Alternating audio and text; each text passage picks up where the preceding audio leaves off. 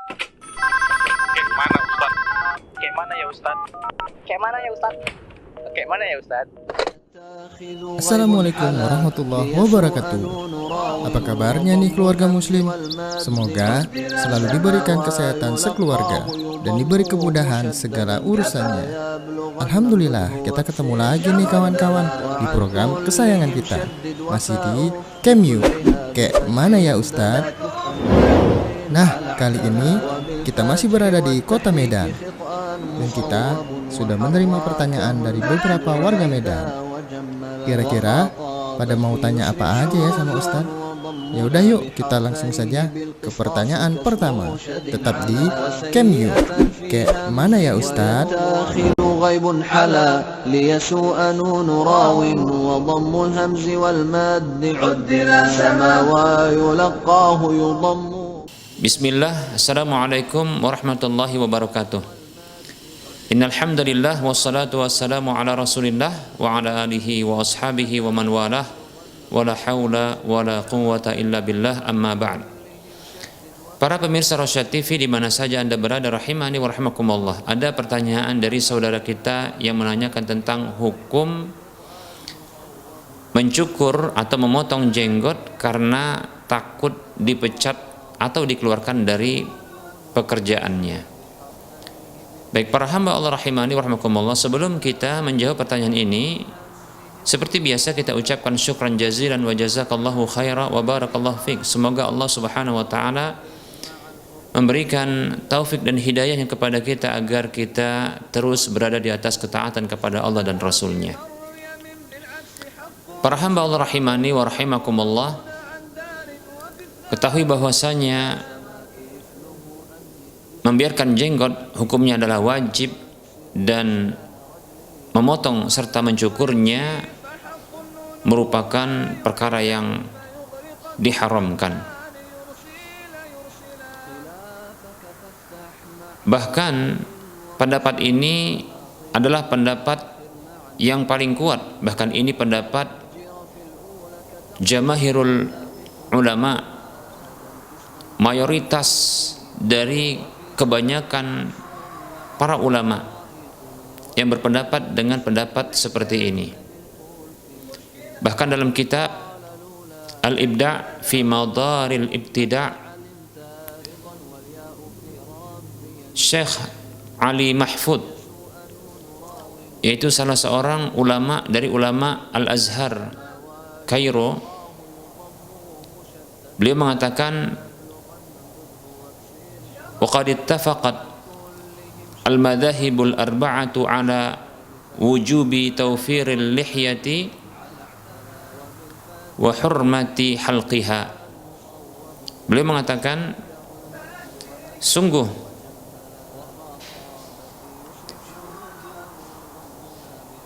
empat madhab telah bersepakat atas wajibnya membiarkan jenggot dan haramnya mencukurnya.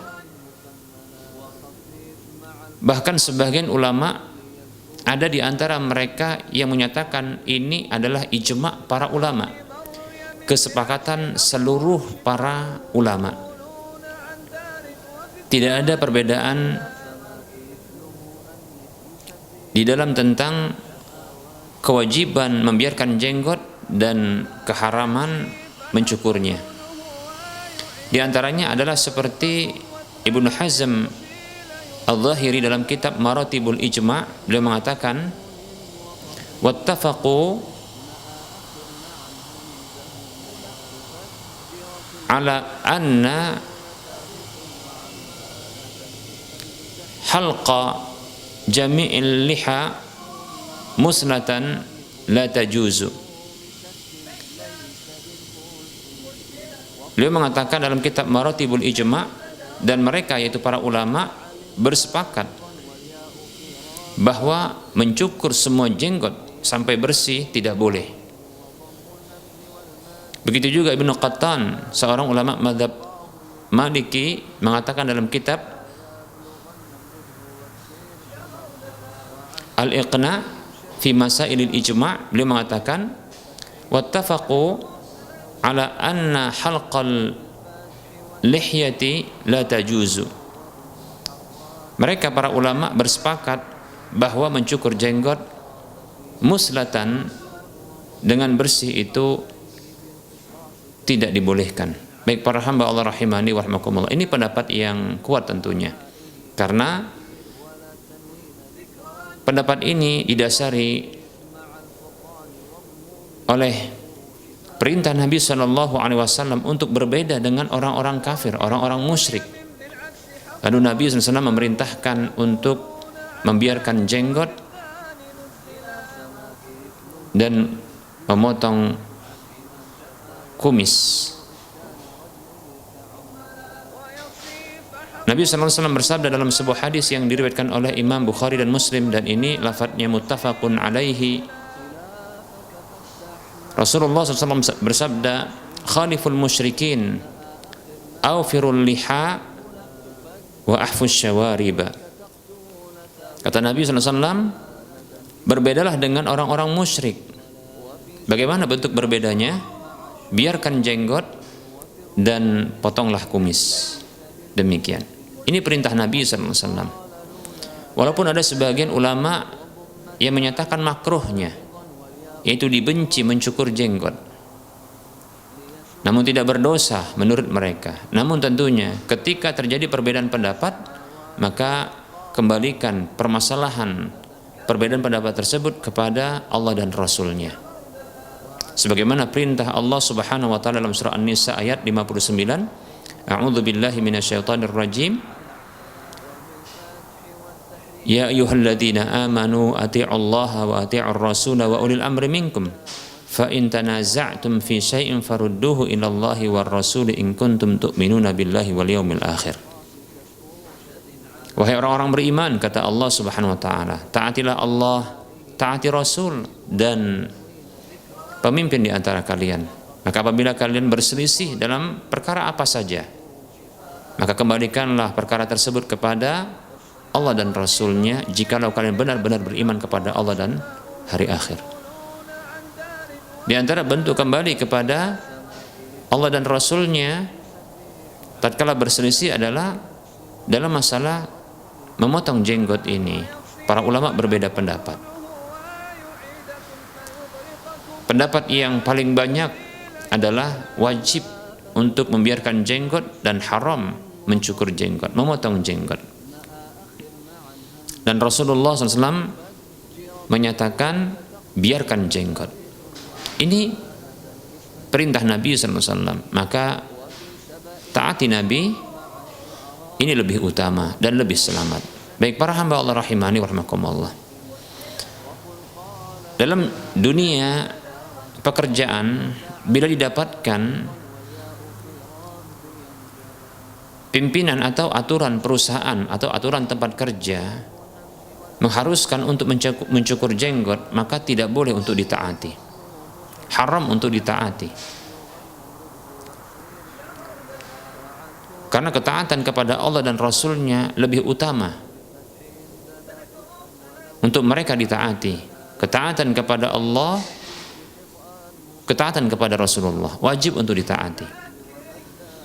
Dalam urusan jenggot, maka wajib taat kepada Rasulullah sebagai bentuk ketaatan kepada Allah.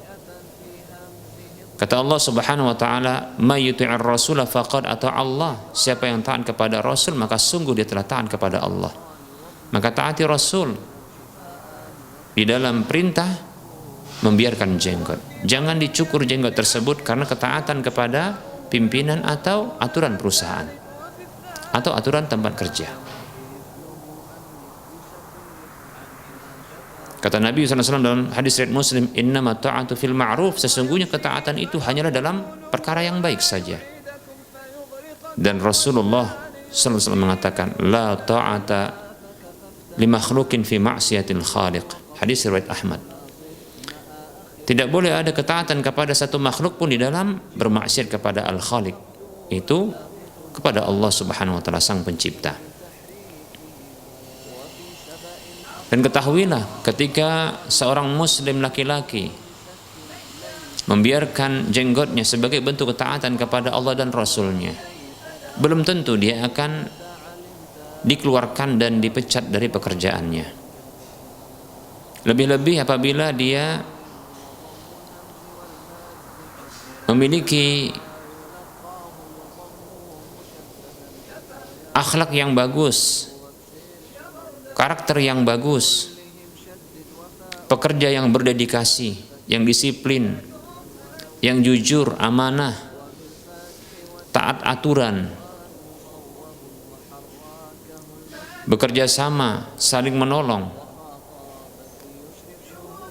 Hanya saja dalam urusan jenggot,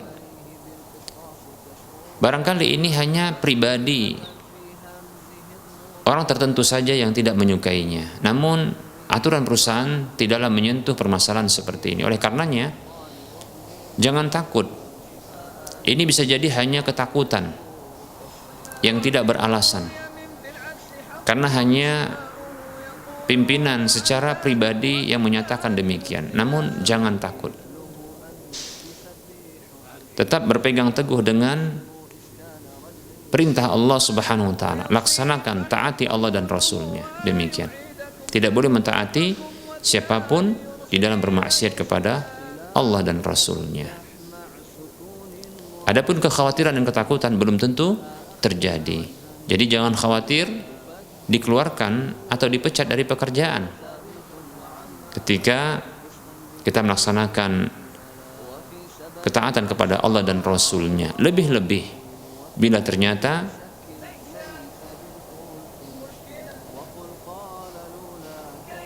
orang tersebut adalah orang yang berdedikasi dalam pekerjaannya, orang yang jujur, amanah, disiplin, dan memiliki akhlak dan karakter yang baik lainnya. Semoga penjelasan ini bermanfaat. Wassallallahu ala Muhammad wa ala alihi wa ashabihi ajma'in. Walhamdulillahi rabbil alamin. Wassalamualaikum warahmatullahi wabarakatuh. Alhamdulillah, sudah jelas ya kawan-kawan jawaban dari Ustaz. Nah, semoga bisa menambah ilmu kita semua dan jangan lupa mengamalkannya. Sekarang kita lanjut ke pertanyaan selanjutnya. Kayak mana ya Ustaz?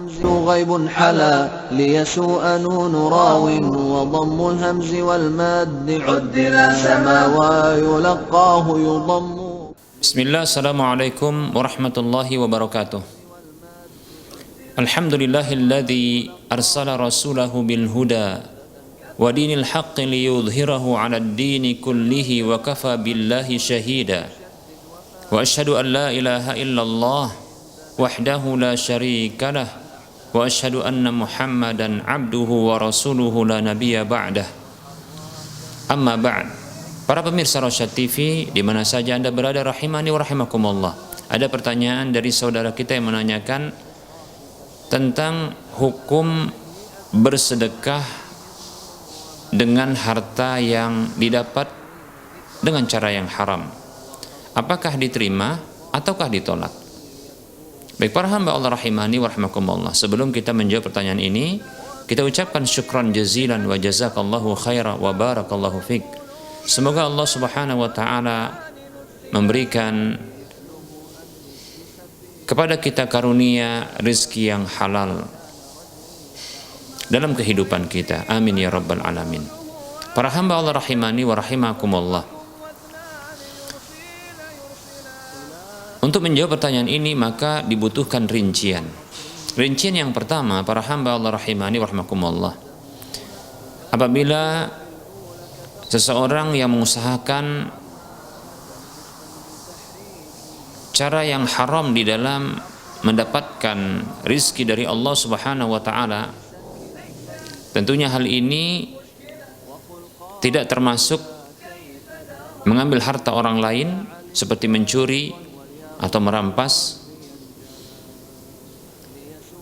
Namun yang dimaksudkan adalah cara-cara yang haram seperti riba, berjudi, dan seterusnya. Maka apabila orang tersebut telah bertobat dari perbuatan yang haram tersebut di dalam mencari rezeki, maka saya berharap semoga hartanya tersebut yang didapat sebelumnya dengan cara yang haram, kemudian dia bertobat, saya berharap harta yang tersebut halal bagi dirinya. Karena Allah Subhanahu wa taala berfirman di dalam surah Al-Baqarah ayat 275 terkait dengan cara yang haram di dalam mencari rezeki, yaitu riba. Allah mengatakan, a'udzu billahi minasyaitonir rajim, wa halallahu al-bai'a wa harrama ar-riba faman ja'ahu maw'izatun min rabbih fantaha falahu ma salaf wa amruhu ila Allah. Allah berfirman yang artinya, dan Allah Subhanahu wa taala menghalalkan jual beli namun mengharamkan riba. Maka siapa saja yang datang kepadanya peringatan dari Rabb-nya lalu dia berhenti, maka untuknya apa saja yang telah berlalu dan urusannya kembali kepada Allah Subhanahu wa taala. Ayat ini menjelaskan kepada kita bahwasanya orang yang bertobat dari riba, yang itu merupakan salah satu dari usaha yang haram di dalam mencari rezeki Allah Subhanahu wa taala, maka tatkala dia bertobat, sesungguhnya hartanya yang telah berlalu yang didapatkan dengan cara riba tersebut halal bagi dirinya. Wallahu ta'ala alam. Maka dalam kondisi seperti ini, seseorang yang telah bertobat kepada Allah dari cara yang haram di dalam mencari rezeki Allah Subhanahu wa taala, maka sedekah dari harta tersebut mudah-mudahan diterima oleh Allah Subhanahu wa taala. Mudah-mudahan diterima oleh Allah Subhanahu wa taala, karena harta tersebut adalah harta yang telah menjadi miliknya, tak lagi dinyatakan sebagai harta yang haram bagi dirinya. Rincian yang kedua adalah apabila seseorang yang mengusahakan dengan cara yang haram untuk mendapatkan rizki Allah Subhanahu wa taala, lalu dia bersedekah darinya tanpa dia bertobat sebelumnya, maka ketahuilah sesungguhnya sedekahnya tersebut tidak akan diterima oleh Allah Subhanahu wa taala. Dalam sebuah hadis yang diriwayatkan oleh Imam Muslim, demikian pula Imam Tirmidzi, Ibnu Majah dan yang lainnya, Rasulullah sallallahu alaihi wasallam bersabda, la tuqbalu salatun bi ghairi tuhurin wala sadaqatun min ghululin. Kata Nabi sallallahu alaihi wasallam, tidaklah diterima sebuah salat tanpa bersuci, dan tidaklah diterima sedekah, sebuah sedekah dari harta ghulul, harta khianat, yaitu salah satu bentuk usaha dalam mencari harta yang haram, yaitu dengan harta khianat, harta ghulul. Baik para hamba Allah rahimani wa rahimakumullah, maka harta-harta yang didapat dengan cara yang haram, yang pelakunya belum bertobat darinya, maka tidak akan diterima sedekah dari harta tersebut.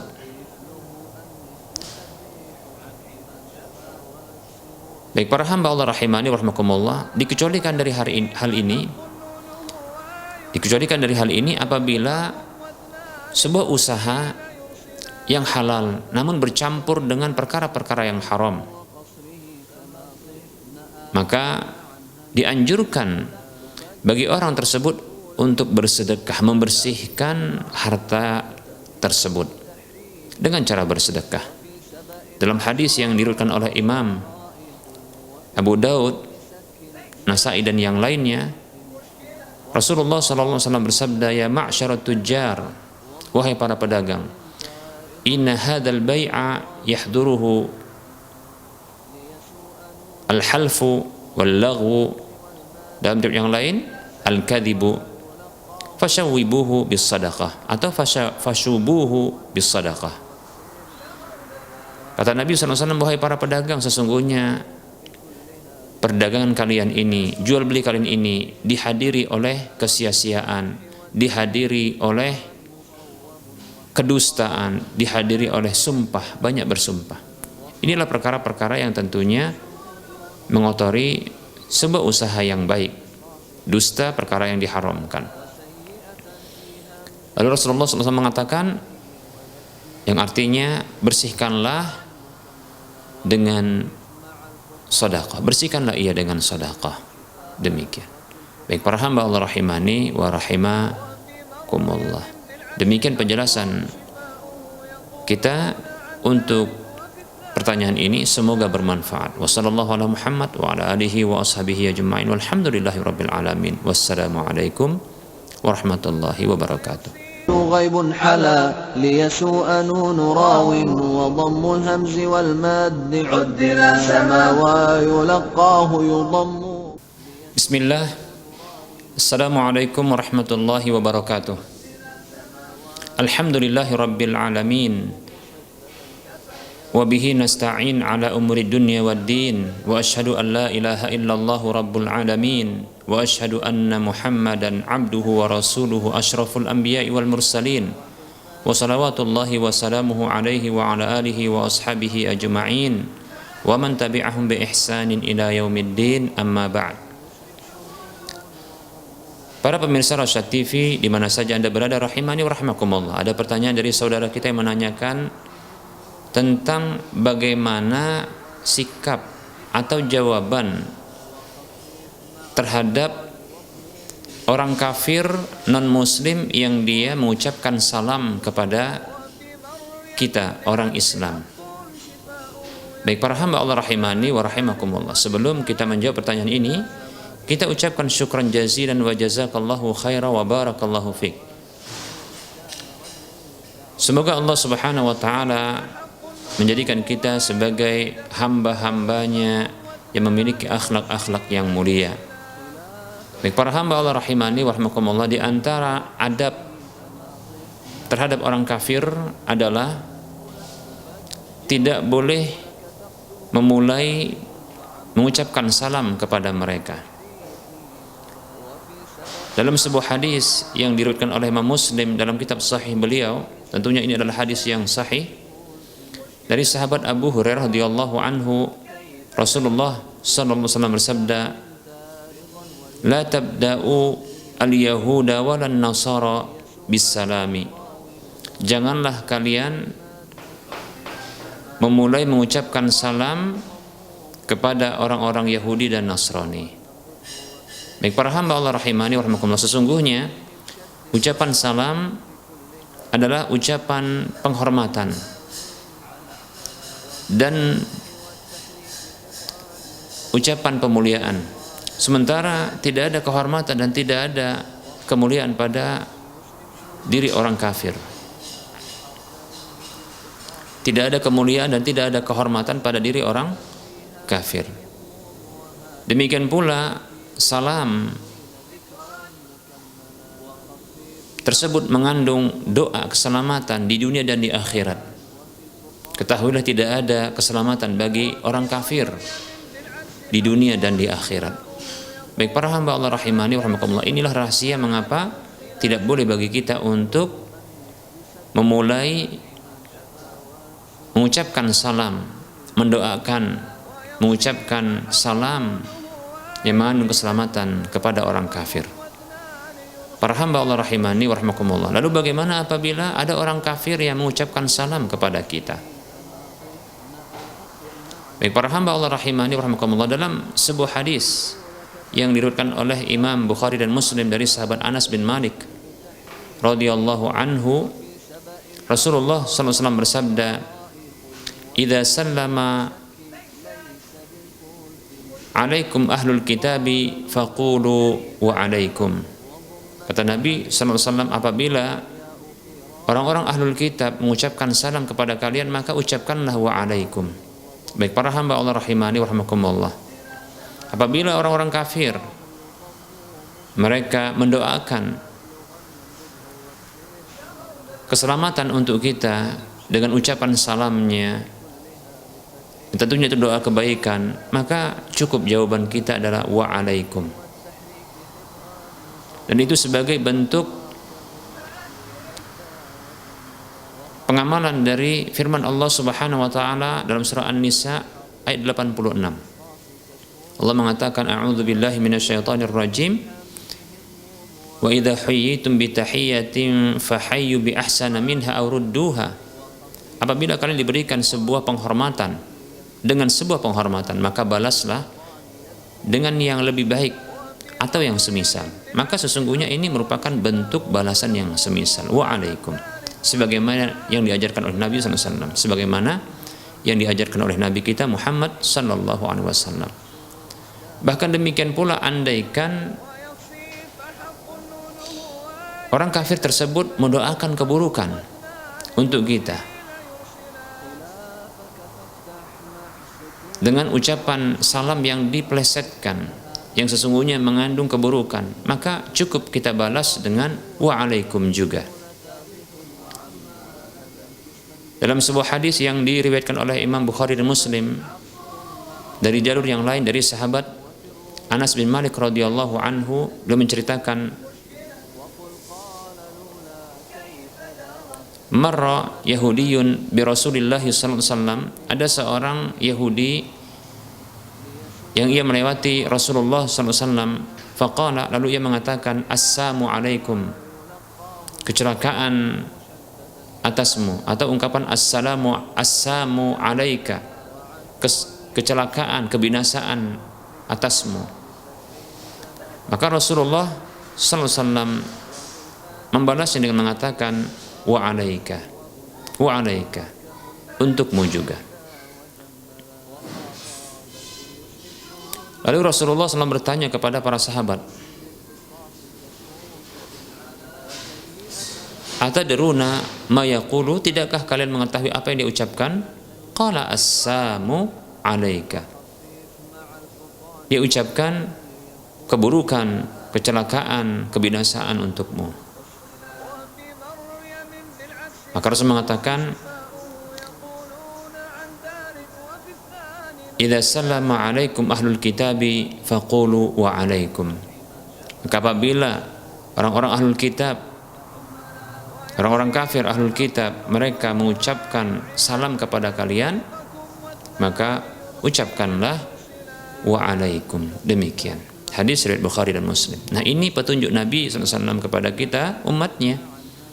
Ketika ada orang kafir yang mengucapkan salam kepada kita atau mendoakan, baik itu doa kebaikan maupun doa keburukan, maka cukup kita membalasnya dengan wa'alaikum. Demikian, semoga bermanfaat. Wassallallahu ala Muhammad wa ala alihi wa ashabihi ajma'in. Walhamdulillahi rabbil alamin. Wassalamualaikum warahmatullahi wabarakatuh. Bagi kamu yang mempunyai pertanyaan perihal agama, silahkan kirim video pertanyaan kamu menggunakan HP atau kamera ke nomor WhatsApp 0822 8888 6630 atau kirim ke email kami rasyad.tv@gmail.com dengan format isi video, nama, alamat, dan pertanyaan yang akan kamu tanyakan. Ayo kirim pertanyaan kamu dan tunggu jawabannya di Cameo. Kayak mana ya Ustadz? Alhamdulillah, kita telah sampai di pertanyaan terakhir hari ini. Nah, semoga apa yang disampaikan Ustadz tadi bisa menambah ilmu agama kita semua. Ingat ya kawan-kawan, menuntut ilmu agama itu wajib loh atas setiap muslim. Dan terima kasih telah menyaksikan episode Cameo kali ini. Insya Allah, sampai jumpa lagi di episode-episode Cameo berikutnya. Assalamualaikum warahmatullahi wabarakatuh.